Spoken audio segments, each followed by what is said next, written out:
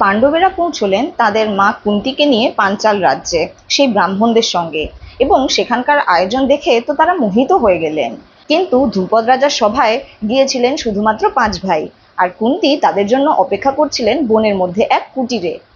বেশ কিছুদিন যাবৎ এই উৎসব ছিল, এবং ষোড়শ দিনে দ্রৌপদী সেই সভায় এসে উপস্থিত হলেন, যেখানে আগে থেকে উপস্থিত ছিলেন বিভিন্ন দেশের রাজারা, রাজপুত্ররা।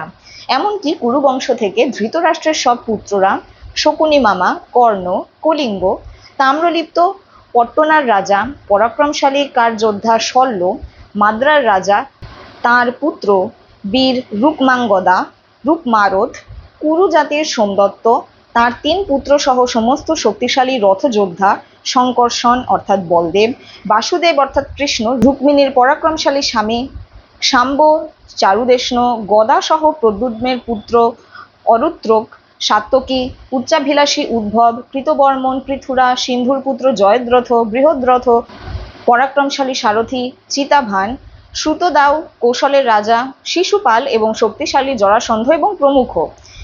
এবং এই আরো অনেক মহান রাজা, সমস্ত ক্ষত্রিয়রা প্রভৃতি সমূহ লোকজন সেখানে উপস্থিত ছিলেন। ধৃষ্টদ্যুম্ন তার বোন দ্রৌপদীকে সভায় নিয়ে এসে সকলকে উদ্দেশ্য করে বললেন যে এই সেই মহান ধনুকটি, যাতে জ্যা পরিয়ে বা ধনুকের গুণ পরিয়ে লক্ষ্য বস্তুতে তীর নিক্ষেপ করতে হবে, এবং যে সফল হবে তাকেই বিজয়ী হিসেবে ঘোষণা করে দ্রৌপদীর সঙ্গে বিয়ে দেওয়া হবে।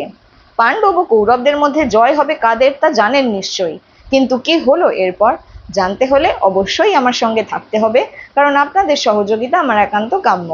লাইক, শেয়ার, কমেন্ট ও সাবস্ক্রাইব করতে ভুলবেন না। দেখা হবে পরের ভিডিওতে। For now, by.